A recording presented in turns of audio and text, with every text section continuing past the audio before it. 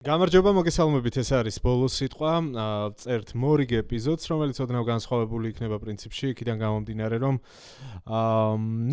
პრინციპში თლად მიმდინარე ამბების ანალიზს არ დაეთმობა, როგორც ტრადიციულად ვაკეთებთ ხოლმე, თუმცა ნატო საქართველოს ურთიერთობები კი არსად არ წასულა, ყოველ შემთხვევაში ჩვენ ესე ვფიქრობთ, ის აუცილებლად უნდა გაგრძელდეს და გაძლიერდეს, აქედან გამომდინარე ეს მუდმივად არის მიმდინარე თემა.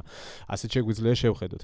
რატომ უკვე პრინციპში ცხადი გახდა რომ ნატო საქართველოს ურთიერთობებზე უნდა ვისაუბროთ და განვიხილოთ ამ ეპიზოდში და აქვე ავხსნი იმას თუ რატომ გადავწყვიტეთ განცალკევებით ასე ვთქვათ ამ თემაზე საუბარი.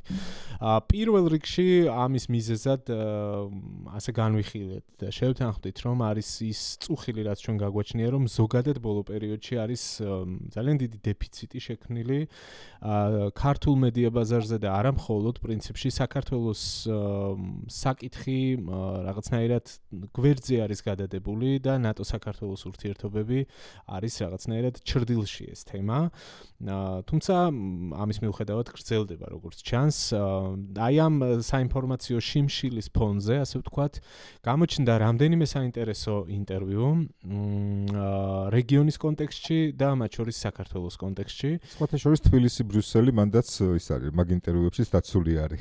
ვაშინგტონი არ არის, მაგრამ თბილისი, ბრიუსელი მაგ ინტერვიუებშიც ეგეთი ის გვაქვს. ხო, თან ერთ-ერთი საინტერესო ფაქტორი გარემოება ის არის, რომ ია მეურმიშვილის ჩაწერილი არის ეს ინტერვიუები, რომელიც ჩვენი პროექტის ნაწილია. ია ჩვენი და ვაშინგტონის ფიგურა. კოლეგა და ვაშინგტონიდან როგორც წესი გვერდება ხოლმე ია, ამ შემთხვევაში ის იყო ნატო შტაბ-ბინაში, ჩაწერა რამდენიმე ინტერვიუ, გარდა ამისა კიდევ სხვა ინტერვიუებსაც შევეხებით დღეს, რომელიც მკვეთრად არის ფოკუსირებული რეგიონზე. სამხრეთ კავკასიაზე, აზერბაიჯანზე, სომხეთზე და საქართველოზე და მის ირგვლივ დაისვა ის კითხვები, რომელიც პრინციპში დიდი ხანია არ დასმულა და საჯარო განხილვის საგანი არ ყოფილა. აქედან გამომდინარე გადავწყვიტეთ, რომ განვიხილოთ ეს ინტერვიუები, მასში დასმული მნიშვნელოვანი კითხვები და მნიშვნელოვანი პასუხები, რომელიც ჩვენთვის საგულისხმო იყო. ერთი კიდევ შესავალში იმას დავამატებ, რომ ბოლო პერიოდში ჩვენ ვხედავთ რეგიონის მიმართ განსხვავებულ დაინტერესებას ამერიკის შეერთებული შტატების მხრიდან. ჩვენ ვნახეთ JD Vance-ის ვიზიტი სომხეთში და აზერბაიჯანში, რომელიც ჩვენ წინა ეპიზოდებში აღვნიშნეთ, რამდენად სამწუხარო გარემოება ის, რომ სამხრეთ კავკასიაში მსგავსი ვიზიტები როგორც წესი საქართველოდან იწყებოდა ხოლმე, საქართველო, შემდეგ ან სომხეთი ან აზერბაიჯანი, პირველი ჩვენ ვიყავით, ამჯერად ისე მოხდა, რომ საქართველო საერთოდ არ იყო აი ამ დღის წესრიგში, სამწუხაროდ. და აქედან გამომდინარეც ეს ახალი პროექტები იყო საინტერესო გზავნილებია და მოდით უყურეთ ამ ეპიზოდს ბოლომდე, მე ვფიქრობ და ჩვენ ვფიქრობთ, რომ ბევრ საინტერესო გარემოებას აღმოვაჩენთ. სად ვართ ნატოსთან ურთიერთობების მხრივ. სანამ საქმეზე და განხილვაზე გადავალთ, მე ტრადიციულად მოგიწოდებთ გამოიწეროთ არხი. დალაიქოთ ვიდეო, გაზიაროთ თქვენ სოციალურ ქსელებში. მადლობა მინდა კავკასიას უთხრა იმ შესაძლებლობებისთვის, თუ კი თქვენ ახლა სწორედ კავკასიის ეთერში გვიყურებთ. და ასევე მინდა მოგიწოდოთ, რომ QR კოდით გადმოდით YouTube-ზე და გამოყვებით YouTube-ზე. ჩვენ პერმანენტულად ვიზდებით და გვინდა რომ კიდევ უფრო ფართო იყოს ჩვენი აუდიტორია. ახლა კი ნელ-ნელა გადავიდეთ თვითონ ამ ინტერვიუების მოსმენაზეც და მე ჩვენს განვიხილოთ რა შეიძლება ამის უკან იდგეს და როგორ შეიძლება ეს ყველაფერი პერსპექტივაში განვითარდეს საქართველოს ნატოს ურთიერთობების გასამყარებლად, იმიტომ რომ ჩვენ გქონდა პერიოდი, როდესაც არა მხოლოდ პატარა რეგიონში იგულისხმება რაღაც კავკასია, არამედ ცოტა უფრო ფართო რეგიონშიც ნატოსთან ყოფილიყავით ყველაზე ახლო პარტნიორები. ჩვენ გვახსოვს, რომ სიდიდით მეორე ვიყავით, მათ შორის ავღანეთის მისიაში. შესაბამისად, ჩვენ ძალიან ბევრი გვაკავშირებს ნატოსთან. ჩვენ გვაქვს ჩვენი წვლილი გაღებული ნატოსთვის და იყო მომენტი, როდესაც მხოლოდ პოლიტიკური ნება და სასამართლო რეფორმა იყო დარჩენილი სრული ინტეგრაციისთვის. მე მოხდა ისაც, მოხდა, განვითარდა პოლიტიკური პროცესები ისე როგორც განვითარდა და ახლა სამწუხაროდ ნატოსთან პარტნიორობა რეგიონულ ჭრილში ყველაზე ნაკლებად ჩვენთან მიმართებაში განიხილება და პატარა სპოილერი სამივე ინტერვიუდან პრინციპში იყო ის, რომ ნატოს წარმომადგენლები მუდმივად პედალირებენ და ამბობენ, რომ ნატოს და სხვა ქვეყნების პარტნიორობა და ურთიერთობა აბსოლუტურად დამყარებული არის პარტნიორი ქვეყნების სურვილზე და ნებაზე, როგორ სურთ და წარმოუდგენიათ მათ ნატოსთან თანამშრომლობა. შესაბამისად, ყველა ამ ინტერვიუს ეს ლაიტმოტივად გასდევს, რომ რასაც მოითხოვენ რაღაცა სომხეთი, აზერბაიჯანი, საქართველო, თუნდაც მოლდოვა, ჩვენ იმას გავაკეთებთ, არავის თავს არ ვახვევთ ჩვენს ნარატივებს. შესაბამისად, მოდით ახლა ნელ-ნელა დავიწყოთ უკვე წარდგენები და თამარასაც მიცეთ შესაძლებლობა თან თამარ ჯერ შენ და მე მე კარგი. ესე იგი ხო გამომდინარე იქიდან რომ ბოლო 11 წელია ბრიუსელში მუშაობ როგორც ჟურნალისტი, რა თქმა უნდა ნატოსთანაც მაქვს შეხება, რატი შენ ძალიან სწორედ აღნიშნე საქართველოს კონტრიბუცია, მაგრამ კიდევ უფრო დავაკონკრეტოთ და ვთქვათ რომ არაწევრ ქვეყნებში პირველ ადგილზე საქართველოს კონტრიბუციაში და მუდმივად არ მახსოვს შემთხვევა რომ ამ ფაქტს ძალიან პოზიტიურად არ გაუსვან ნატოში ხაზი და არათუ გაუსვან დიდი მადლობაც გადაიხადონ ამ კონტრიბუციაში ეს ერთი მეორე ასევე კიდევ ერთხელ უნდა შევახსენოთ ჩვენს მაყურებელს რომ ჩვენ ასპირანტი ქვეყანა ვართ და ასპირანტ ქვეყნებს შორის ვიყავით ერთ-ერთი ინგლისურ სიტყვას გამოვიყენებ და ფრონტრანერები და მართლაც მხოლოდ პოლიტიკური კომპონენტი გვაკლდა და ბოლო სამიტებზე ანუ აი ამ ბოლო პერიოდს თუ არ ჩავთვლით მანამდე ყოველ სამიტზე მუდმივად ფიქსირდებოდა რომ საქართველოს აქვს ყველა ტექნიკური მონაცემი და ყველაზე ახლოს არის ნატოსთან საჭიროა მხოლოდ პოლიტიკური კონსენსუსი და აი სწორედ პოლიტიკურ კონსენსუსში ქონდა პრობლემა რეფორმებთან დაკავშირებით და რაც შენ თქვი ძალიან სწორედ ასევე ზუსტად ამ სასამართლოსთან მიმართებით და ახლა ჩვენ დასამწუხაროდ ეს დისტანცია უფრო მეტად არის გაზრდილი და ჩვენ ბევრად უფრო დავშორდით ნატოს სწორედ პოლიტიკურ მდგენელში და მიუხედავად ამისა აი ჩემთვისაც როგორც ჟურნალისტისთვის რჩება შტაბ-ეჭდილება რომ მაინც ცდილობს ნატო რომ ხელიდან არ გაგვიშვას და ცდილობს რომ თუნდაც ეს სამხედრო კომპონენტი არ იქნას ამ სამხედრო კომპონენტში არ იყოს წყვეტა და იყოს განგრძობადობა და როგორც ასევე აღნიშნე ეს იმასთან არის დაკავშირებული რომ რასაც მოითხოვს ქვეყანა რა დონეზეც სურს ნატოსთან ინტეგრაცია, ნატოც იმ დონეზე ეურთიერთება პარტნიორს. მადლობა თამარ, რა თქმა უნდა, საქართველოს არის ნატოს ასპირანტი ქვეყანა, რჩება მინიმუმ ფურცელზე მაინც, საქართველოს აქვს უზარმაზარი წვლილი შეტანილი.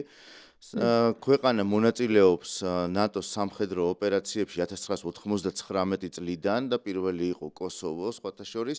რატო ვახსენებ ამას? იმიტომ რომ მაგალითად კოსოვოში ჩვენი ოცეულის პირველი მეთაური იყო გიორგი ქუფარაშვილი, რომელიც ახლა ძალიან ცნობილი მეთაური არის უკრაინაში, იქ ხელმძღვანელობს ერთ-ერთ ქვედანაყოფს და რატო არის ეს ყველაფერი კიდევ ერთხელ მნიშვნელოვანი უკრაინის კონტექსტშიც, რომ ქართველებს ჰქონდათ დასავლური განათლება და სწავლება გავლილი და მიღებული და შესაბამისად სანამ დასავლეთი ჩაერთვებოდა უკრაინის დახმარების პროცესში აქტიურად იქ იყვნენ ქართველი სამხედროები, ვისაც ჰქონდა ეს გამოცდილება და შესაბამისად მათ გაუზიარეს ეს ყველაფერი უკრაინელებს. რაც შეეხება უშუალოდ ჩვენს ქვეყანას და ამჟამად მიმდინარე ერთობლივ ოპერაციებს, ერთობლივი ოპერაცია ჯერჯერობით რაც რჩება, ეს არის ხმელთაშუა ზღვაში სიგარდიანი, ძალიან მცირე კომპონენტი არის, თუმცა საქართველოს არის აქ ჩართული და მონაწილეობს და რა თქმა უნდა მნიშვნელოვანი არის ისიც, რომ სინქრონიზაცია, რომელიც სახმელეთო ძალების სწრაფი რეაგირების ძალებს უკავშირდება, არის მნიშვნელოვანი ყოველ შემთხვევაში, როგორც ვთქვათ, ტერმინი ანუ stand-by-ზე დგას, ხო, ეს პროცესი, იმიტომ რომ რეალურად ქართული მხარე არც ისე აქტიურობს, ხო? ყველაფერი ხო დამოკიდებული არის საბოლოო ჯამში ქართულ მხარეზე, რამდენად იქნება ის აქტიური.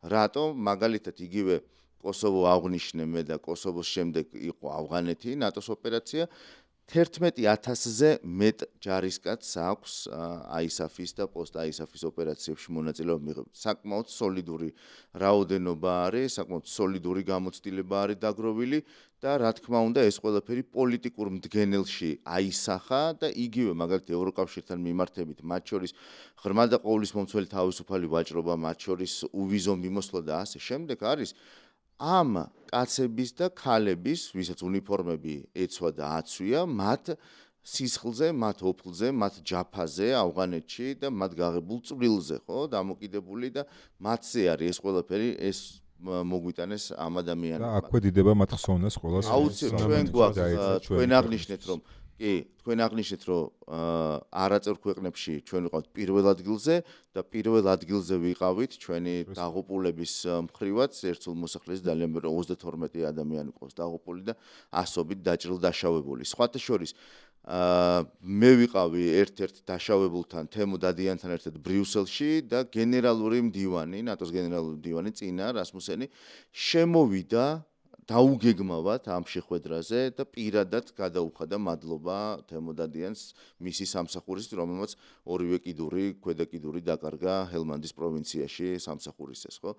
ეს იყო დაუვიწყარი, არაგეგმიური შემოსვლა და ძალიან დიდი მადლიერება და ეს მადლიერება, როგორც თამარ შენ და შენც აღნიშნე, არის მუდმივად გამოხატული და ის რაც ჩვენ გვაქვს სინქრონიზაციას გულისხმობ ალიანსთან თითქმის ყველა საქართველოში სამხედრო მოსამსახურე და მათ შორის ნატოშიც ამბობდნენ იმას, რომ მაგალითად ჯარი, ანუ არმია იყო სრულად თავსებადი ალიანსთან და იყო პოლიტიკური გადაწყვეტილება, რომელიც გულისხმობდა მთელ იმ პროცესებს, რაზეც ჩვენ ვსაუბრობთ, ხო, ბოლო ეპიზოდებში, სასამართლო, დემოკრატია, სიტყვის თავისუფლება და ამის შემდეგ, ეს ყველაფერი უნდა შეგვენარჩუნებინა იმისთვის, რომ გადაგვიდგა ნაბიჯი წინ. ეს ჩვენი მხრიდან და რა თქმა უნდა ნატოში ეს იქნებოდა კონსენსუსი და ჩვენ ვნახეთ რომ მაგალითად 2022 წლის რუსეთის ფართომასშტაბიანი შეჭრის საპასუხოდ ფინეთმა და შვედეთმა, რომლებიც იყვნენ ნეიტრალურები, მიიღეს გადაწყვეტილება, რომ გამხდარიყვნენ ალიანსის წევრები და გახდნენ კიდევაც. ხო, ანუ ეს რა გზავნილი არის, ის გზავნილი რომ ეს ორი ქვეყანა ემზადებოდა კონკრეტული ფანჯრისთვის, შესაძლებლობისთვის, თუმცა იყვნენ ნეიტრალურები, ყავდათ საკმაოდ ძლიერი არმია, ძლიერი სამხედრო სამრეწველო კომპლექსი. ნეიტრალიტეტი და ნეიტრალურობა რო ძლიერ არმიას არ გამორიცხავს. ამაზე ხო, რა თქმა უნდა, მსჯელობდნენ და ასე შემდეგ, მაგრამ მიხვდნენ, რომ დამოუკიდებლად რუსეთის აგრესიის შემთხვევაში ისინი დიდხანს ვერ გაუმკლავდებოდნენ, ამიტომაც მიიღეს გადაწყვეტილება, რომ გახვდარიყვნენ წევრები და ქონოდათ უსაფრთხოების საკმაოდ ძლიერი ქოლგა. ახლა იცვლება ძალიან ბევრი რაღაცა, ფინეთის და შვედეთის წევრობით, ჩრდილოეთით და სამხრეთით. ნახეთ ნატოს გენერალური მდივნის მოადგილის ვიზიტი სომხეთსა და აზერბაიჯანში. ხედავთ, რომ რეგიონი ძალიან აქტიურია, თქვენც აღნიშნეთ, რომ ვიცე-პრეზიდენტი იყო შეერთებული შტატების ჩასული, არის ამ ტრიპზე საუბარი და მოგიხსენებათ, რომ სადაც არის ეკონომიკური ინტერესი, იქ არის აუცილებლად უსაფრთხოება უზრუნველყოფილი და შესაბამისად ნატოს ინტერესიც იზრდება, მით უმეტეს რომ რეგიონი არის ძალიან მნიშვნელოვანი ენერგეტიკული თვალსაზრისით, ენერგოდერეფნის მიმართულებითაც და საერთოდ კასპიიდან, შავი ზღვიდან შესაბამისად ევროკავშირი და ალიანსი ძალიან მნიშვნელოვან კომპონენტს იკავებს და იჭერს. საინტერესო იყო გიორგი, ერთადერთ რამეს დავამატებ, ვიდრე კონკრეტულ მონაკვეთებზე გადავალთ, თქვენ ახსენეთ და ამ ინტერვიუებშიც ეს ცალსახად ჩანს, რომ ნატოს წარმომადგენლები ყოველთვის ხაზს უსვამენ საქართველოს კონტრიბუციას, საქართველოს ჩართულობას, არ ავიწყდებათ ის, რაც ჩვენმა ქვეყანამ გაიღო, ჩვენმა ჯარისკაცებმა სიცოცხლე გაწირეს ბოლო-ბოლო ISAF-ის მისიაში, ხო?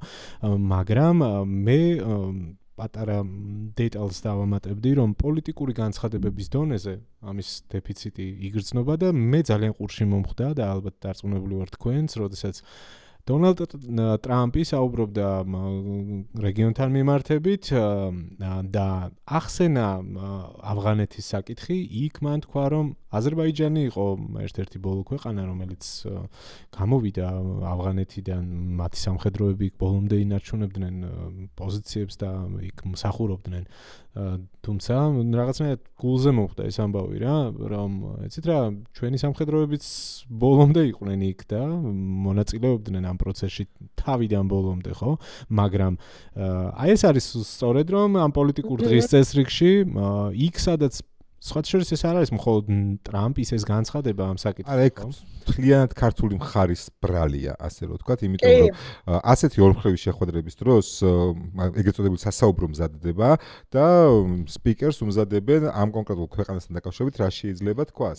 შესაბამისად, აქ ქართულმა მხარემ უნდა იაქტიუროს, რომ ახსოვდეთ და გაახსენონ და ახსენონ თორე დარწმუნებული ვარ ტრამპს თუ კი ექნება მაგდონის შეხვედრა ქართულ მხარესთან დარწმუნებული ვარ რომ ძალიან ბევრს ილაპარაკებს ამაზე და დარწმუნებული ვარ მას ამ ინფორმაციას მიაწვდიან თუმცა კარგი ის არის რომ აი ესეთ ინტერვიუებში და ესეთ ანუ ზოგად საუბრებში საქართველოს ნატოს ძალიან მაღალი რანგის ოფიციალურ პირებს ახსენებენ და კი ბატონო მათ შორის არის პირს კაზალეტი ნატოს თავდაცვისა და უსაფრთხოების საკითხებში თანამშრომლობის დირექტორი რომელთანაც ინტერვიუ ჩაწერა იამე ურმიშვილმა როგორც ვახსენეთ და მოდით მოვუსმინოთ პირველ მონაკვეთს რომელიც ეხება სწორედ რეგიონთან პარტნიორობას და ნატოს პოლიტიკას სამხრეთ კავკასიასთან მიმართებით ჩავართოთ ეს ეპიზოდი Let's start from the Caucasus. დავიწყოთ კავკასიით, სომხეთითა და აზერბაიჯანით.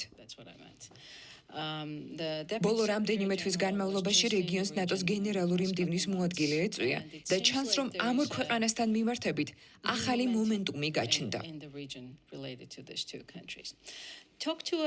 რა პროგრამებსა თუ მეთოდებს იყენებს ნატო ამ ქვეყნების მედეგობის გასაზრდელად და მათი თავდაცვისა და ნატოსთან პარტნიორობის გასაძლიერებლად. Think about defense and overall partnership with NATO. I think historically the Caucasus has been a region of great interest. Ისტორიულად კავკასია ნატოსთვის დიდი ინტერესის რეგიონია. აქვეა ჩვენი წევრი ქვეყანა თურქეთი, რომელიც უშუალო მეზობელია. კავკასიის სამივე ქვეყანას, საქართველოს, სომხეთსა და აზერბაიჯანს, მჭიდრო ურთიერთობა აქვს ნატოს სხვადასხვა წევრ სახელმწიფოსთან. შესაბამისად, ნატო მუდმივად იყო დაინტერესებული ამ რეგიონით და ყოველთვის სურდა ამ რეგიონის ქვეყნებთან მუშაობა. რაც შეეხება სომხეთსა და აზერბაიჯანს, როგორც აღნიშნეთ, გენერალური მდივნის მოადგილე რადმილა შეკერინსკა ახლახან იმყოფებოდა რეგიონში და ორივე ქვეყანა მოინახულა. ფიქრობ, ეს იმ მნიშვნელობის დასტურია, რომელსაც ჩვენ ამ ორ ქვეყანასთან ისევე როგორც საქართველოსთან ურთიერთობას ვანიჭებთ. საქართველოსთან ჩვენი თანამშრომლობა უკვე მრავალ წლეულს ითვლის. პრაქტიკული თანამშრომლობის თვალსაზრისით პირველ რიგში საქართველოს უნდა ვახსენოთ. ეს ურთიერთობა წლების განმავლობაში განვითარდა და ძალიან გაღრმავდა. განსაკუთრებით აღსანიშნავია საქართველოს თავდაცვის ძალები, რომლებიც ნატოს ჯარისკაცების გვერდით თავდადებით იბრძოდნენ სხვადასხვა რეგიონში. ისინი დღესაც აგრძელებენ ნატოს ძალებთან ერთად მსახურს ზოგიერთ ლოკაციაზე. ნატო ამ თანამშრომლობას ძალიან აფასებს. They continue to serve alongside NATO forces in some places. And this cooperation is very appreciated by NATO. With Armenia and Azerbaijan. სომხეთთან და აზერბაიჯანთან ურთიერთობის დონე შედარებით დაბალი იყო. თუმცა ახლა ვიწყებთ ნაბიჯების გადადგმას და განვიხილავთ, როგორ გავაღრმავოთ თანამშრომლობა ორივე ქვეყანასთან. თქვენ ახსენეთ მედეგობა. მედეგობა უმნიშვნელოვანესია როგორც ნატოს წევრებისთვის, ისე ჩვენი პარტნიორი ქვეყნებისთვის. საუბარია იმაზე, თუ როგორ შეუძლიათ მათ უკეთ დაიცვან თავი იმ საფრთხეებისგან, რომლებიც კონვენციური კონფლიქტის ან თავდასხმის ზღვარს ქვემოთაა. Well below the threshold of a conventional conflict or a conventional attack. დღევანდელ მსოფლიოში მრავალგვარ საფრთხეს ვხედავთ. იქნება ეს კიბერსაფრთხეები, ენერგეტიკული ინფრასტრუქტურაზე თავდასხმები თუ დეზინფორმაცია. თუ ჩვენ როგორც მოკავშირეები და პარტნიორები ერთად ვიმუშავებთ, შევძლებთ ამ საფრთხეებისგან დაცული უსაფრთხოების გარემოს შექმნას. ჩემთვის ამ ნაწილში რაც ყველაზე საინტერესო იყო, კითხვა ეხებოდა საქართველოს მინუს საქართველოს იყო კითხვა რა იდეაში. რადგან ჩვენ მანამდე საუბრობთ, რომ საქართველოს დავიწყებული არ არის ანუ ეს საკმაოდ მაღალი რანგის ადამიანი თვითონ შემოაქვს აქ ინიციატივა, ხო? იმის რომ კი ახლა ვიზიტები მიმდინარეობს სომხეთში და აზერბაიჯანში, მაგრამ ჩვენ საქართველოს გვახსოვს და არ დაგვიწყებია ის, რაც საქართველოს გააკეთა, ის რომ ყველაზე მეტად თავსებადი არის, ის რომ ყველაზე დიდი წვლილი აქვს შეტანილი, ის რომ აი ეს წარსული, რაც გავიარეთ და რის დავიწყებასაც ასე ძალიან ცდილობენ ზოგიერთები. ის ნატოში ჯერ კიდევ ახსოვთ. ეს ჩემთვის იმას ნიშნავს, რომ ეს D-Day რო დადგება, ნატო უცბად გაივლის ისევ იმ ჩამორჩინა, რაც შეიძლება ჩვენ აი ამ დროის რაღაცა მონაკვეთში რეგიონის სხვა ქვეყნებთან მქონდეს. ყოველ შემთხვევაში მე ასეთი შთაბეჭდილება დამრჩა. კიდე ერთი ნიუანსი, რა თქმა უნდა, ეს ძალიან მნიშვნელოვანია, პროცესი არ გაჩერებულა, ანუ კულისებს მიღმა მიმდინარეობს და ყველაზე მთავარი ის არის, რომ თბილისის სიახლოვეს ფუნქციონირებს ნატო-საქართველოს ერთობლივი წვრთნისა და შეფასების ცენტრი. ეს ძალიან მნიშვნელოვანი სამხედრო ობიექტია, ძალიან მნიშვნელოვანი დატვირთვით და ის რომ თბილისის სიახლოვეს არის ნატოს სამხედრო ობიექტი, ანუ ერთობლივი საწვრთნელო ცენტრი, ამას აქვს თავისი ძალიან სერიოზული დატვირთვა. გაგახსენებთ იმასაც, რომ მაგალითად საჩხერის სამთო სკოლას აქვს PFP სტატუსი, ანუ ნატოს პარტნიორობა მშვიდობისათვის პროგრამის სტატუსი და შესაბამისად იქ მუდმივად ჩამოდიან ნატოს წევრი და პარტნიორი ქვეყნის სამხედროები და ქართველებთან ერთად, ანუ ქართულ ჯარისკაცებთან ერთად გადიან ერთობლივ წვრთნებსა და მომზადებას. ასე რომ რასაც საუბრობდა ნატოს მაღალი რანგის დიპლომატი, ზუსტად ეს არის, რომ რა თქმა უნდა არ არის დავიწყებული, ყველაფერი მიდის, უბრალოდ კულისებს მიღმა არის ეს და რაღაცა ზედმეტი აქტიურობა თუ აქტივობა, ასე ვთქვათ, ფარდის აქეთ ამ მხარეს არ გადმოდის. თუმცა რა თქმა უნდა ჩვენ გვინდა მეტი, იმიტომ რომ ჩვენ გვახსოვს მეტი, ხო? და ჩვენ ვართ დარწმუნებული იმაში, რომ მეტი შეგვიძლია და ეს თანამშრომლობაც გაცილებით მეტ შედეგს გამოიღებდა იმ შემთხვევაში, რომ ჩვენც გვეაქტიურა გაცილებით მეტი. აი ინტერვიუს შემდეგ ნაწილში უკვე მიმდინარე საფრთხეებზე არის საუბარი, მათ შორის ჰიბრიდულ საფრთხეებზე არის საუბარი და იას კითხვა შეეხება ამ ამბავს, განსაკუთრებით იმ ფონზე, რომ სომხეთში ახლოვდება არჩევნები და მე სანამ მაგაზე გადავალთ, ამის შეფასება თამარას განაცხადა და შენგანაც მოკლე თუ რამის დამატება გინდა, თორე ჰიბრიდული შემდეგ გავშალოთ უკვე შემდეგ. კი ბატონო, არ ნუ ხო პრინციპში მაგაზე თავშივე ვისაუბრეთ, რომ ეს ცალსახად პოზიტიური ამბავია, რომ ასეთი მაღალი რანგის მაღალჩინოსნები ნატოს მხრიდან აფიქსირებენ იმას, რომ ჩვენ საქართველოს გვახსოვს და ეს რაღაც ჩემ აღქმაში არის ერთგვარად პოლიტიკური გზავნილიც, რომ ჩვენ გვახსოვხართ და თქვენ განაცვლელოდებით რაღაცას, ხო, შესაბამისად ან მე ნუ ალბათ ხო ესეა. ისინი პირდაპირ არ იტყვიან, რომ ვიცით რა, ჩვენ კი გვახსოვხართ და ეხლა ქართული ოცნების ხელისუფლება არ აქცევს ამას არ ამბობენ. ამ ქვეტექსტი სწორედ ეს არის. ჩვენ აქ ვართ, ჩვენ გვახსოვხართ, ჩვენ ვიცით თქვენი შესაძლებლობებიც, ვიცით თქვენი წვლილიც და ვიცით ისიც, რომ არ ხართ ახლა ჩართული და ის შემდეგ ნაწილში სწორედ ეს საკითხი შემოდის, რაც შენ თავში ვიახსენე, რომ თუ ქვეყნების მხრიდან პარტნიორების თუ ასპირანტების არის მზაობა და სურვილი და მოთხოვნა, ამ შემთხვევაში ჩვენ რეაგირებთ. თუ არა, მაშინ იქნება ისე როგორც არის. ხო, ნუ აი ზუსტად ჩვენ გვახსოვხართ აქ ალბათ ჩემი აზრით ისიც ჩადებულია, რომ ისინი ჩვენი ნატოელი პარტნიორები ხედავენ მოსახლეობის სურვილსაც.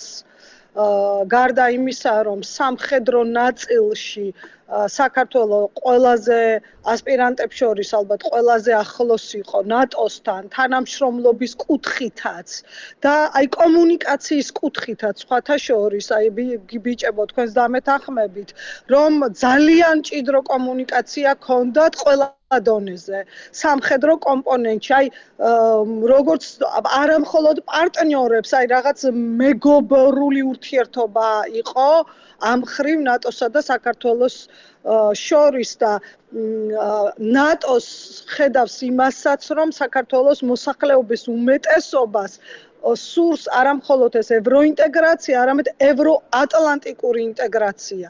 და ამას რა თქმა უნდა უწევენ ანგარიშს. მე ასევე კარგად მახსოვს JTEC-ის ამბავი, რომ გადაწყდა ეს რა დიდი მიღწევა იყო ჩვენთვისაც, როგორ გვიხაროდა ყველას და ეს ზოგადად ალბათ ეს მეხსიერების საკითხი ძალიან მნიშვნელოვანია და ხშირად ვფიქრობ, რომ ადრე ვერ ხვდებოდი რას ნიშნავდა, რომ აი რაღაცა ფუნდამენტს აკეთებდა, თუ კი არ არის მომენტი, რომ უნდა მოუფრთხილდე რაღაც ამ ფუნდამენტს მერე საჭირო მომენტისთვის. და სამწუხაროდ ჩვენ ახლა ისეთ ვითარებაში ვართ, რომ უნდა გავყინოთ რაღაც აი ეს ფუნდამენტები ამ ჩრდილოატლანტიკური ინტეგრაციის და როგორც ჩანს დაველოდოთ მომენტს, როცა ჩვენ შევძლებთ მოუბრუნდეთ და რაღაც ეს კონსერვაციიდან გავხსნათ ეს ყველაფერი. ჩემი აზრით ასეთი ვითარებაა ახლა. ეს კითხვა მაქვს აზერბაიჯანთან და სომხეთთან ურთიერთობების გააქტიურება, თქვათ, რამდენად შეგვიწყობს ხელს თუნდაც მაგ საძირკვლის საფუძვლიანად გადახურვაში თუნდაც დროებით და იმაში რომ თუნდაც ესე ირიბად ვიყოთ აქტუალური ამ კონტექსტში. მე ვფიქრობ, რომ ზუსტად მაის მონაკვეთით შეგვიძლია მოვისმინოთ ახლა და გავაგრძელოთ მე მსჯელობა. სომხეთში არჩევნები ახლოვდება. ქვეყანა რუსეთისგან დისტანცირებას და ნატოსთან დაახლოებას ცდილობს. არსებობს თუ არა სომხეთისთვის თავდაცვითი დახმარების რაიმე პროგრამა, რომელსაც განიხილოთ. იქნება ეს კონვენციური თავდაცვისთვის თუ ჰიბრიდული ოპერაციების წინააღმდეგ.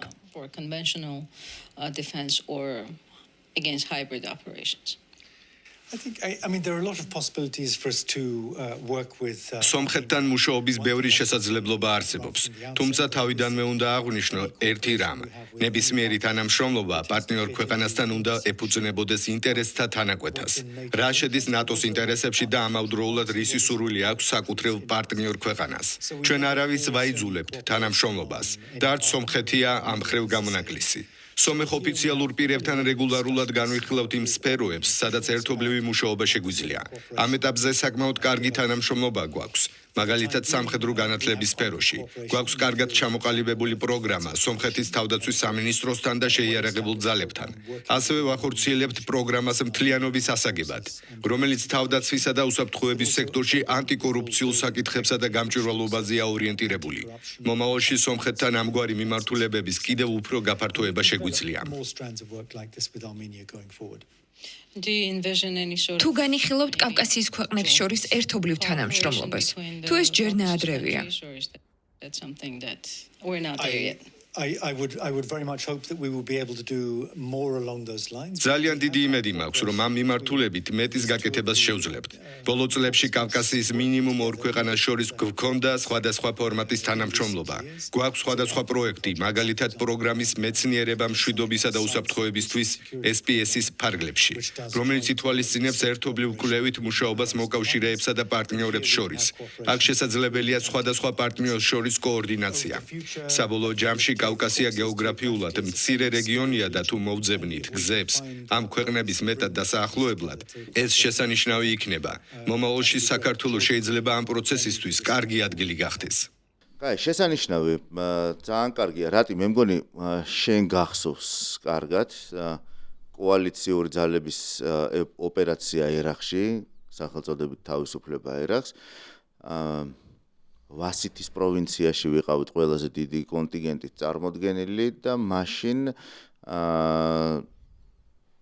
სომხეთის 1/20 იმყოფებოდა ჩვენი ქვედანაყოფის დაქვემდებარების ქვეშ, ხო?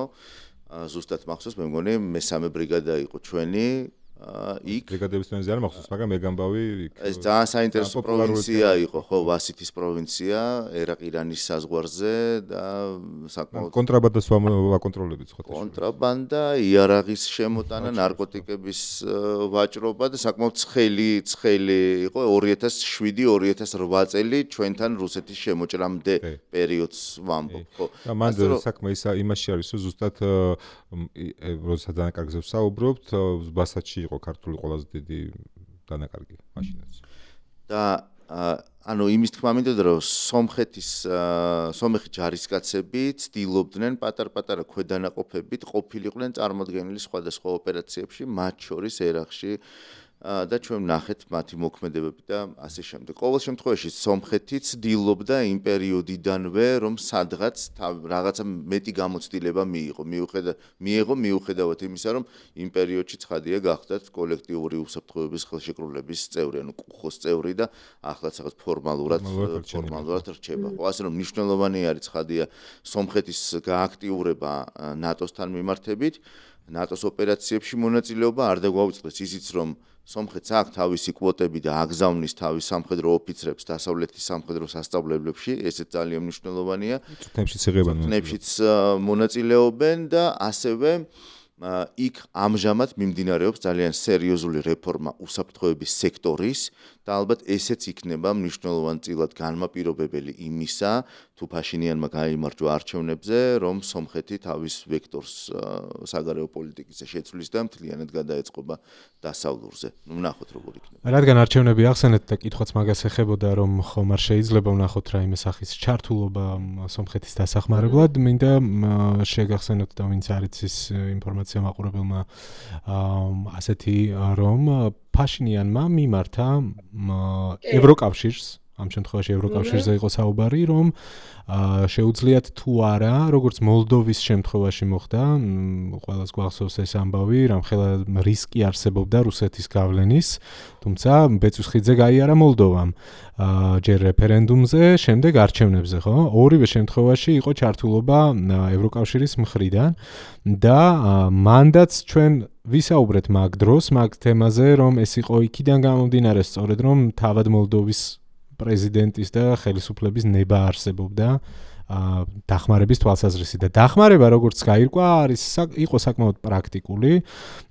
რამდენიმე ათეული ადამიანი ჩავიდა მოლდოვაში და მათ ბევრი იმუშავეს კიბერსაფრთხეებისგან დაზღვევისთვის, დეზინფორმაციის გამორიცხისთვის და ასე შემდეგ.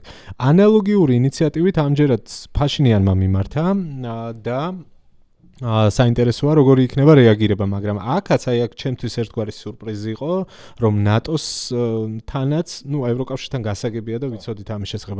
ჩემთვის ეს ერთგვარი სიურპრიზი იყო, რომ ამ ინტერვიუში ეს საკითხი წამოვიდა ნატოსთვის მიმართვა არჩევნების წინ და ეს კითხვა დაისვა და პასუხიც მივიღეთ შესაბამისი, რომ ხო თუ იქნება რაიმე მოთხოვნა მით უმეტეს დღეს, როდესაც ჰიბრიდული საფრთხეები არის განსაკუთრებით აქტუალური და ყოველდღიურად იცვლება ეს გამოწვევები და უფრო ფართოვდება, ხო? ჩემთვის ეს ძალიან საგულისხმო დეტალი იყო და კიდევ ერთხელ მივდივარ იქ, რომ ჩვენ არ ვიცი რა არ ვიცი, შესაძლოა ვინმეს რამე ინიციატივები აქვს და ჩვენ არ ვიცით. ყოველ შემთხვევაში ეს საჯარო ნამდვილად არ არის. თამარ, დეზინფორმაციასთან ბრძოლის რა ბერკეტები აქვს ნატოს იდეაში ამაზე, რომ მოკლედ მოგვიყვება? ხო, სხვათა შორის ამ სანამ დაიწყებოდა ეს ფართომასშტაბიანი ომი და რუსეთის შეჭრა უკრაინაში, ევროკავშირზე მეტად აი ამ საკითხებში ჰიბრიდულ საფრთხეებთან ბრძოლაში და დეზინფორმაციაში ბევრად უფრო აქტიური იყო ნატო და ამაზე ბოლო წლების განმავლობაში ძალიან ღიად საუბრობდა და აქცენტს სწორედ ამაზე აკეთებდა რუსეთიდან მომდინარე ამ საფრთხეებზე, რადგანაც უკვე ძალიან ნათელი იყო რა პოზიცია საერთოდ რა მიმართულებით მიდის რუსეთი და აქცენტი ამაზე კეთდებოდა და სწორედ ნატოს შიგნითაც იყო ამ გამოწვევასთან ბრძოლა ერთ-ერთი პრიორიტეტი და ვთქვათ სამეზობლოშიც და მაგ კონტექსტში სხვათა შორის ხშირად მოლდოვაც იყო ხოლმე ნახსენები ნატოს შეკრებებზე და მოლდოვამაც ბევრად უფრო აქტიურად დაიწყო ჩრდილოატლანტიკურ ალიანსთან თანამშრომლობა ამ კუთხით. და არაერთი პროგრამა აქვს, თქვათ, ნატოს ამ დეზინფორმაციასთან ბრძოლა როგორ უნდა იყოს, ჰიბრიდული ომი საერთოდ რას ნიშნავს, რა შეიძლება მახასიათებლები კონდეს და უფრო ნატოს შემდეგ ჩაერთო აქტიურად ევროკავშირიც და ამ მხრივ მართლა ბექა ძალიან საინტერესოა რა იქნება თუ არა მიმართვა სომხეთის მხრიდან ნატოსთან. ალბათ უფრო ევროკავშირზე აქცენტი გააკეთეს სწორედ მოლდოვას მაგალითიდან გამომდინარე, რომელშიც ევროკავშირი ჩართული იყო და თქვათ საარჩევნო თემატიკაში ნატო იმდენად შეიძლება აი ამ მეთოდებში არ ვიცი რამდენად დახვეწილი აქვს ან რამდენად აქვს სხვადასხვა მეთოდი შემუშავებული ნატო უფრო მეტად თავდაცვის და უსაფრთხოების და სამხედრო საკითხებში არის ამ თემებში ეს საარჩევნოდ იქნება თუ არა საარჩევნოდ პრინციპში ცხადია რომ რუსეთიდან მომდინარე საფრთხეებს უკავშირდება და ეს არ არის მხოლოდ არჩევნების პერიოდში უამრავი თემა შემოაქვთ მათ საზოგადოებებში, საქართველოში იქნება სომხეთში თუ აზერბაიჯანში. აქ არის კიბერუსაფრთხოებაზე საუბარი და საინფორმაციო ოპერაციებზე საუბარი იმ ჰიბრიდული ომის ფარგლებში, რომელსაც რუსეთი აწარმოებს კავკასიის რეგიონში და არა მხოლოდ. და არაერთი ცხელი თემა იყო, იგივე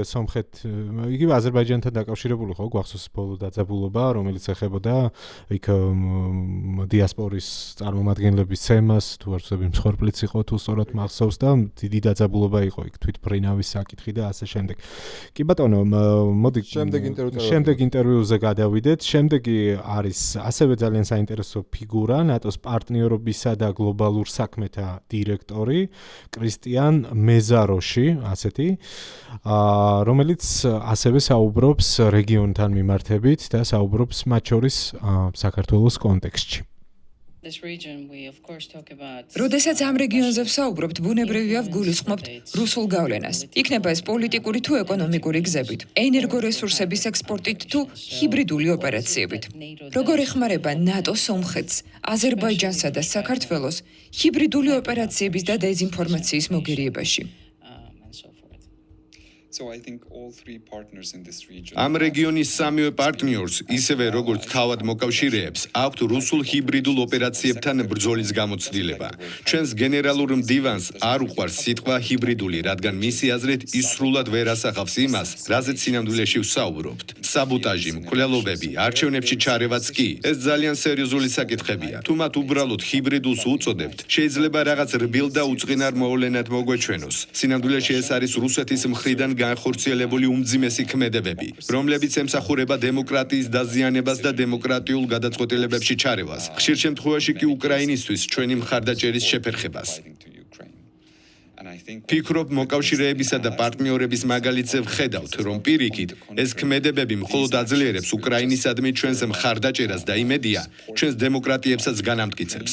სწორედ ამიტომ ვმუშაობთ მედეგობის გაძლიერებაზე, ინფორმაციისა და გამოცდილების გაზიარებაზე. Where we can work with partners and share information and experience with experiencing such hybrid attacks from Russia. And of course there's an important სომხეთში მნიშვნელოვანი არჩევნები ახლოვდება. ჩვენ ყურადღებით ვაკვირდებით მოვლენებს და ველოდებით რუსულ ჩარევას, რაც სამწუხაროდ ჩვეულებად იქცა დემოკრატიული პროცესების დროს. ხო, ან ჩემთვის ძალიან საგულისხმო იყო.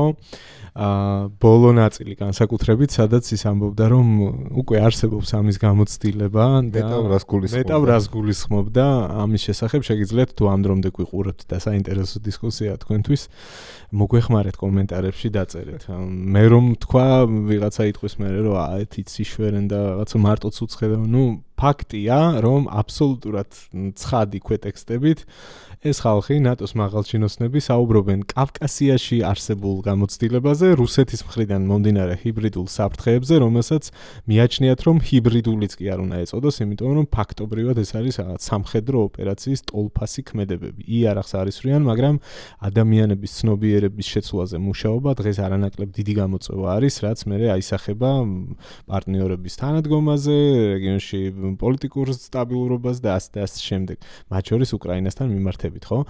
და ჩვენ როდესაც ამაზე ვსაუბრობთ იმ რეალობაში, ჩვენ ერთის მხრივ საუბრობთ ნატოს მხარდაჭერაზე იმ ქვეყნის მიმართ, რომელიც არის ასპირანტი ქვეყანა, იმ ქვეყნის მიმართ, რომელსაც აქვს უდიდესი წვლილი შეტანილი ნატოს სამხედრო მისიებში და აქვს განაცხადი, რომ სურს ნატოს წევრობა და ევროატლანტიკური ინტეგრაცია არის ჩვენი ქვეყნის კონსტიტუციაში ჩაწერილი მიზანი და ეს ხალხი საუბრობს ერთის მხრივ ამაზე და მეორეს მხრივ საუბრობთ იმ რეალობაში, როდესაც საქართველოს დასანქცირებული ქვეყანა არის, მათ შორის უკრაინის რუსეთ-უკრაინის ომის ფარგლებში, დეзинფორმაციის ნაწილში და გვაქვს უკვე მედიები, რომლებსაც ბრიტანეთმა დაუწესა სანქციები. ეს უბრალოდ ეს პარალელი მინდოდა გამეკეთებინა, რამდენად რაღაცა უცნაურ რეალობაში ვართ ჩვენ და რამხელა დანის პირზე დავდივართ აი ამ რყევების ფონზე. სხვა მხრივ ხო, გასაგები არის, რომ იქნება თუ საჭირო ჩათვლის თავად სომხეთი რომ ეს გამოცდილება გაიზიაროს და მიიღოს დახმარება, ისინი მზად არიან და როგორც თქვა, აქვთ ინსტრუმენტები რომ დაეხმარონ ამას. კი, ამას მუდმივად ხაზს უსვამენ რომ თავარი არის კონტრპარტია, ანუ პარტნიორი ქვეყანას რა უნდა, რისთვის არის მზად, რას მოითხოვს და ამის შემდეგ უკვე თვითონ ნატო მზად არის თავის შესაძლებლობების ფარგლებში იმოქმედოს და აბსოლუტურად ვეთანხმები გელმდივანს იმაში რომ ჰიბრიდული ცოტა მსუბუქი ნათქვამი არის ამ ყველაფრისთვის, იმიტომ რომ ანუ ფიზიკური მსხვერპლიც კი მოყვება ხოლმე აი ამ ჩარევებს, რო მაგალითად ვთქვათ საინფორმაციო კამპანია, არაფერი ვთქვათ საინფორმაციო კამპანიებზე, ტვინის გამორიცხვის ოპერაციებზე, რომელიც არანაკლებ მავნებელი არის საზოგადოებისთვის, ვიდრე ფიზიკური მკვლელობა, ხო? იმიტომ რომ როდესაც შენ უბრალოდ ტვინს გამოგირიცხავენ და არასწორ ნარატივებზე დაგსვამენ, მერე შენი განვითარებაც არასწორად ხდება. შესაბამისად კი რავი, მე ძალიან სწორად უყურებენ, როგორც ჩანს, ასევე აი ეს მათი მიდგომა რომ ფრთხილად უნდა იყვნენ, იქნება რაღაცა, ანუ გადახედილი აქვთ აშკარად აი ეს მათი დამოკიდებულება რუსეთის მიმართ და თუ კი რაღაცა პერიოდი მუდმივად ცდილობდნენ რომ რაღაცა მაინც ერთი პერიოდი იმას სამყაროში მათ შორის იყო გავრცელებული ძალიან ესეთი დამოკიდებულება, რომ არაოფიციალური ვეტოს უფლება აქვს რუსეთს, ხო? შესაბამისად, როგორც ჩანს, აი ეს მიდგომები შეცვლილი არის, კარგად აანალიზებენ რეალურად რა საფრთხის მომტანი არის რუსეთი და ახლა მთავარი არის აი ეს პოლიტიკური ცოდნა კონკრეტულ ქმედით ნაბიჯებში გადათარგმნა. ყოველ შემთხვევაში მე შტაბ-შტაბი მრჩება. აბსოლუტურად გეთანხმები, იმიტომ რომ ანუ ნახსენები იყო საბოტაჟის ოპერაციები, ნახსენები იყო მკვლელობები, ნახსენები იყო ის რომ რუსეთი არის მტრული სახელმწიფო, ანუ რუსეთი არის საფრთხე და ტერორიზმი არის საფრთხე, ხო? ანუ ეს ნატოს დეკლარაციაში, რომ აქამდე როგორც იყო ცნობილი, რომ თითქოს რუსეთი იყო პარტნიორი ან რაღაც, ეს ყველაფერი შეიცვალა, ხო? აბსოლუტურად შეიცვალა და სტრატეგიულ დოკუმენტში, ნატოს სტრატეგიულ დოკუმენტში შავი თეთრზე დაიწერა, რომ რუსეთი არის მტრული სახელმწიფო, ხო? ანუ მოწინააღმდეგე სახელმწიფო, რომელიც მუდმივად ცდილობს დესტაბილიზაციას რეგიონში და რაღაცა თავისი იმპერიული ზრახვების განხორციელებას. ასე რომ გაანალიზებულია ყველაფერი, ხედვა ჩამოყალიბებულია ჩვენს რეგიონთან მიმართებით. თვალი გაფართოებული მზერით არის მოშვერილი და შესაბამისად ხედავთ რაღაც სერიოზულ ცვლილებებს, რომელსაც იქნება თავის სერიოზული შედეგები აუცილებლად. სომხეთთან მიმართებით კორუფცია იყო ნახსენები და ამ კუთხითო თანამშრომლობთო და უცებ ამას რო ვისმენდი, გამახსენდა რომ ჩვენი ყოფილი თავდაცვის მინისტრი პატიმრობაში არის ეს ისე გადახო 2. ღმერთო ჩემო. თამარა თან თავდაცვის მინისტრი, რომელიც მე პირადად არაერთხელ გადამიღია ნატოს შტაბ-ბინაში ჩამოსული და ესეც წარმოიდგინეთ როგორ უარყოფით გავლენას ახდენს ჩრდილოატლანტიკურ ალიანსში, სადაც ადამიანები, რომლებიც ჩამოდიოდნენ და ესწრებოდნენ თუნდაც ნატო საქართველოს კომისიის სხდომებს მინისტრების დონეზე და დახურულ კარს მიღმა ისეთი ინფორმაცია ჟღერდებოდა, რომელიც არ ვიცი რამდენად დახურულია და დღეს ნატოს წევრი ქვეყნები ხედავენ, რომ ეს ხალხი არიან ციხეში და არ ვიცი, მართლა წარმოუდგენელი ვითარება. ამ თემაზე რო ლაპარაკობთ, ნახეთ ერთი რაღაცაც მომაფიქრდა თავში, რომ გიო ამბობდა ფინეთის და შვედეთის ასე სწრაფად გაწევრიანებაში და რომ გეოგრაფიულად რომ შევხედოთ იმაგრებს ხო ნატო თავის პოზიციებს პირიქით უკვე ზღვებიც რამდენიმე ზღვა ფაქტიურად ნატოს ზღვას ესე ეძახიან რომ გახდა და აქეთაც კავკასიაში, სამხრეთ კავკასიაში სახეზეა რომ აზერბაიჯანს და სომხეთს შორის მოგვარდა ეს კონფლიქტი და რჩება საქართველო, რომელიც იყო ყველაზე ახლო პარტნიორი, არის ასპირანტი ქვეყანა და ახლა ამ გაუგებარ ვითარებაში არის და რა თქმა უნდა ნატოს ინტერესიც არის რომ სტაბილური ვითარება იყოს ამ რეგიონში და პირიქით ახლოს იყოს საქართველო ნატოსთან და ამ ხრივ რა თქმა უნდა არც გაშვება ანუ არ უნდათ გაწყვიტონ ის ურთიერთობები რაც არის, თუმცა მეორეს მხრივ ჩვენ ისიც გვავიწყდება და ალბათ ხაზი იმ ფაქტსაც უნდა გაუსვათ, რომ ეს ჰიბრიდული მეთოდები ერთია, რომ სხვადასხვა ქვეყნებში რუსეთი იყენებს ამ ჰიბრიდულ მეთოდებს თუნდაც ოპოზიციაზე დაყრდნობით, რაღაც მედიაზე დაყრდნობით, სხვადასხვა ხერხებით და საქართველოს შემთხვევაში გამოდის, რომ ის ეყრდნობა მართლძალას, ხომ? რადგან მათი ისინი ავრცელებენ და ისინი არიან ჩართული სწორედ აი ამ ჰიბრიდულ ბრძოლის მეთოდებში და ეს ალბათ რაღაცნაირად ძალიან ისეთი უნიკალური ვითარებაა. კი ბატონო.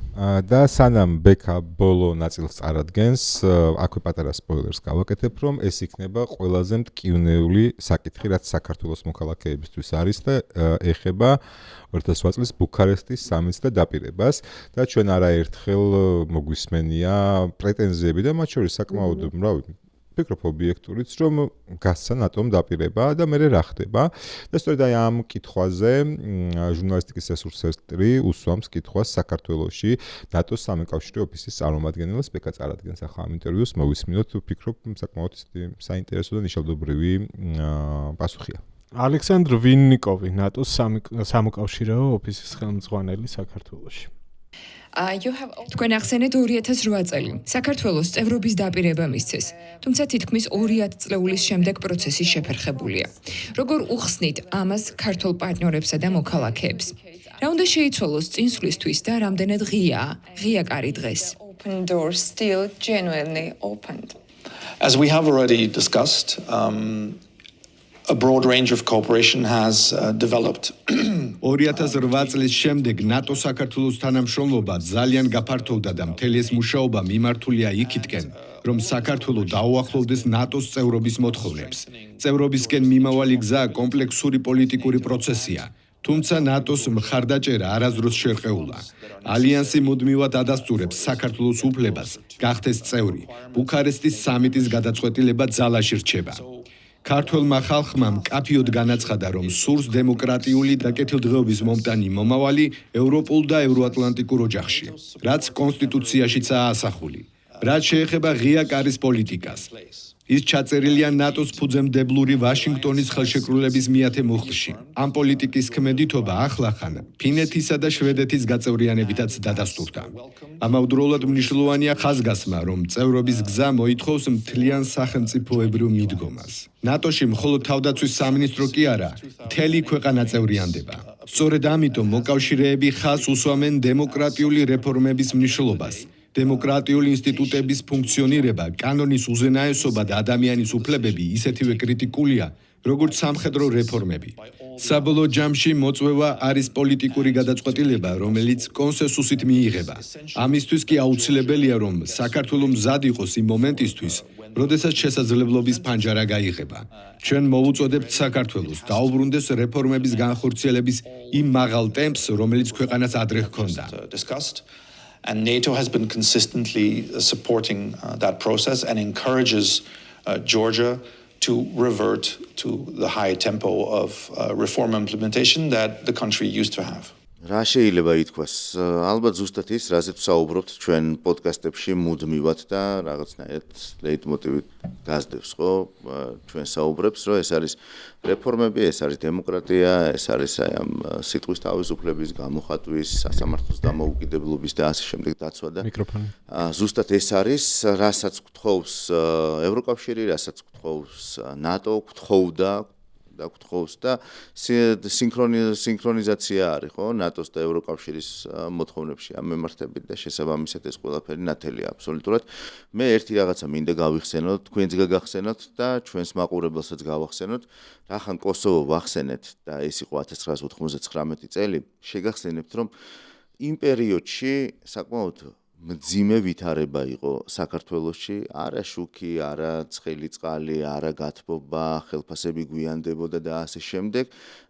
იყო დამარცხებული არმია, რომლის იმიჯი იყო ძალიან დაბალი, იმიტომ რომ ყველა ფორმიანი იყო გვარდიელი, 1000 რაღაცა ჭორი, 1000 მართალი, ძალიან მძიმე. და კოსოვო ამ შემთხვევაში ნატო იყო სერიოზული მზის სხივი ამ იმიჯის გამოსასწორებლად.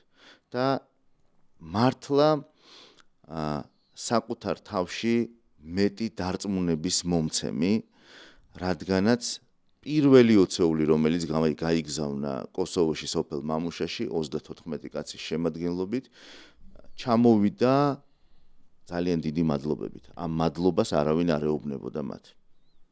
ეს იყო მართლა პირველი გამარჯვება, რომელსაც მოყვა შემდეგი ეტაპები და ეს შემდეგი ეტაპები იყო დაფასება საერთაშორისო ასპარესზე და რაში გამოიხატებოდა. მაგალითად 34 პირველი ოცეული შემდეგ წავიდა მეორე ოცეული, მერე ეს რაოდენობა გაიზარდა 1 ასეულამდე, მერე მეორე ასეულამდე, მერე იყო ერაყი კოალიციური ჯარების შემადგენლობაში, ჯარისკაცებმა ჩაიცვეს, დაიხურეს, მიხვდნენ რომ საქართველოს დროშა ამაყად ფრიალებს სხვა ქვეყნის დროშებთან ერთად. სხვა ქვეყნის ჯარისკაცები იყვნენ ქართველი ჯარისკაცების მხარ და მხარ და აი ეს ერთობა, ეს საძმო მართლა, რასაც საძმო ქვია, წამოვიდა ზუსტად იქიდან, ზუსტად აი ამ ნატოს ოპერაციებიდან და ნატომ მოგვცა ბევრი შესაძლებლობა იმისა, რომ პოლიტიკურადაც გამართულიყავით წელში.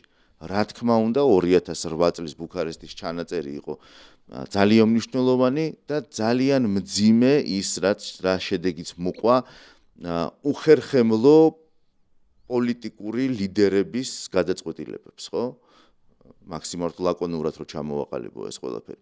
რაღაცნაირი გრძნობა მაქვს, რომ ჩვენ ხვდებით ისევ აი 99-ის წინა პერიოდში რომ გვჭირდება ისევ რაღაცა ჩვენი იმიჯის, ჩვენი დარწმუნების წინ წამოწევა, რაღაცა გვჭირდება სხივი, რომელსაც მოვეჭიდებით და წავალთ წინ. იმიტომ რეალურად ძალიან ბევრი რეფორმა არის გაკეთებული, ვიცით რომ არმია არის აბსოლუტურად პრინციპში შეიძლება ითქვას, რომ ნატოში უბრალოდ აი ამ დამოკიდებულებებმა, რასაც ჩვენ ვხედავთ ბოლო წლების განმავლობაში,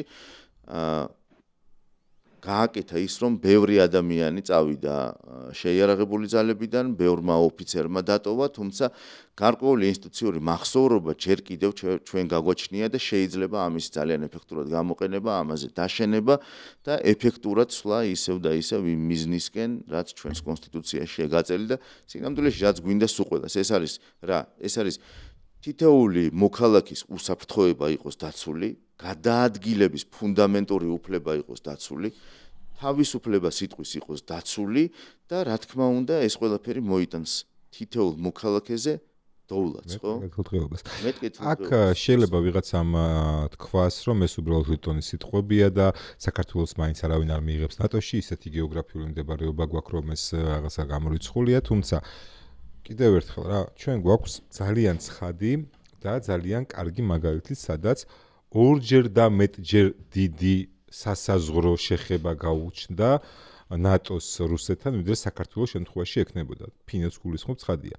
ჰელსინკიდან სანქტ-პეტერბურგამდე 380 მაქსიმუმ 400 კილომეტრია. ხო? ანუ ეს არის ის მანძილი, რომელსაც ძალიან მარტივად დაფარავს ნატოს შეიარაღება. შესაბამისად, ის რომ რაღაცა რუსეთისთვის ეს ისეთი საფრთხე რომ საქართველოში ამას არ დაუშვებს და ნატო ამას არ გარისკავს და არ გააღიზენებს რუსეთს, აბსურდია. შესაძლოა უკრაინის ომამდე ამ აზრს ჰქონდა გარკვეული ლეგიტიმაცია მით უფრო აი იმ გაჯანჯლებული პროცესის შედეგად. თუმცა, ახლა შეცვლილია ეს მიდგომები და ჩვენ ნახეთ ზუსტად 2 დღეში ფინეთის და შვედეთის ისე მიიღეს როგორც არაფერი.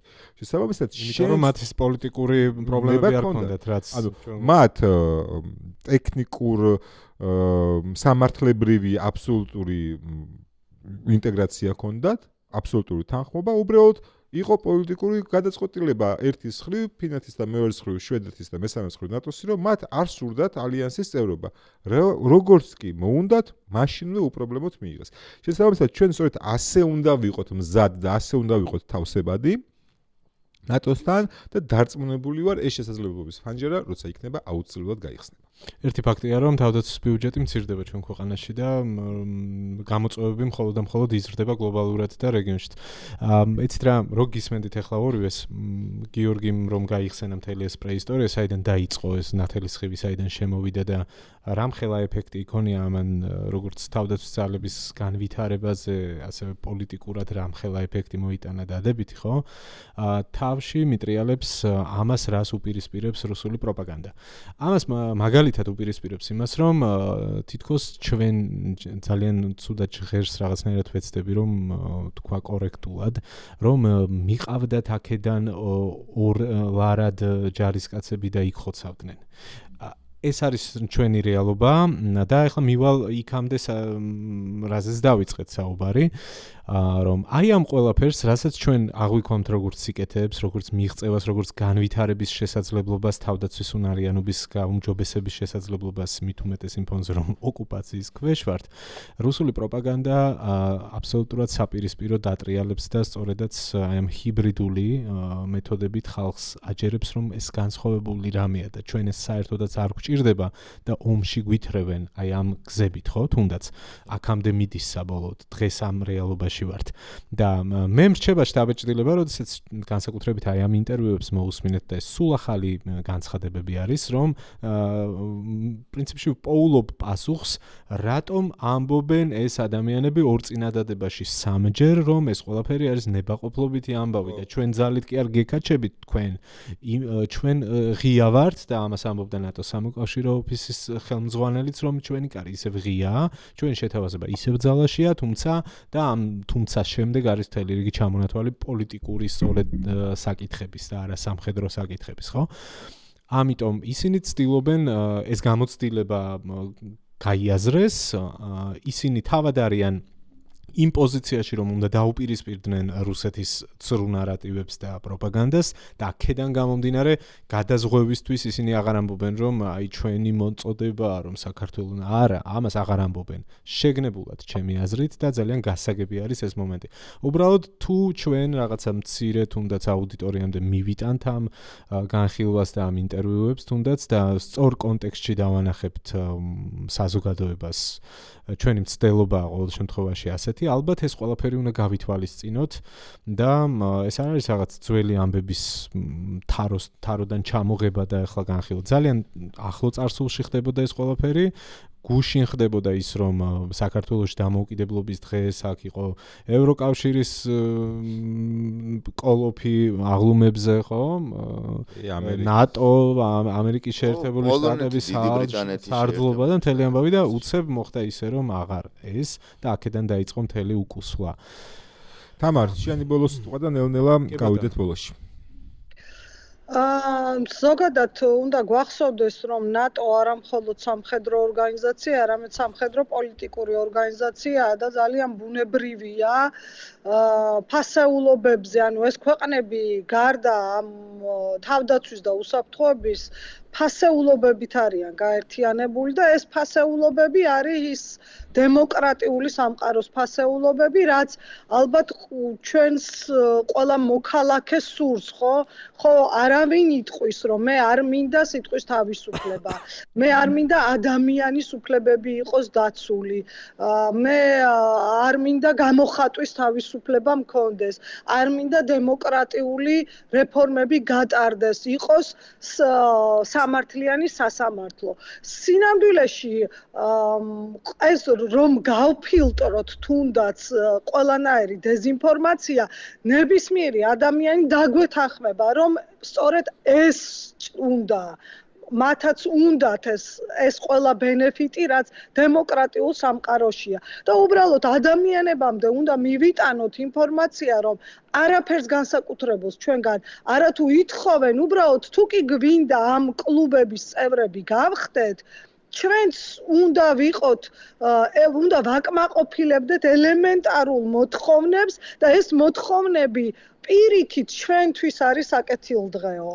და აი ორმაგად ალბათ ჩვენთვის სამწუხაროა, ძალიან კარგად რომ გავიაზროთ, როცა საქართველოს ტექნიკურად სამხედრო მომზადების კუთხით იყო ყველაზე ახლო და ახლაც ალბათ რჩება ყველაზე ახლო ნატოსთან და ასეთი ჩამორჩენა გვაქვს პოლიტიკურ ასპექტში და უბრალოდ ადამიანებმა უნდა გავიაზროთ, რომ სხვა გზა არ არის საქართველოსთვის გადარჩენის თავდაცვის უსაფრთხოების კუთხით და განვითარების კუთხით ჩრდილო ატლანტიკურ სივრცის იქეთ ჩვენ სხვა გზა ნამდვილად არ აგვაქვს. მადლობა. შესანიშნავი ბოლო სიტყვა, ამით დაგემშვიდობებით. დიდი მადლობა თუ გვიყურებდით ამ დრომდე.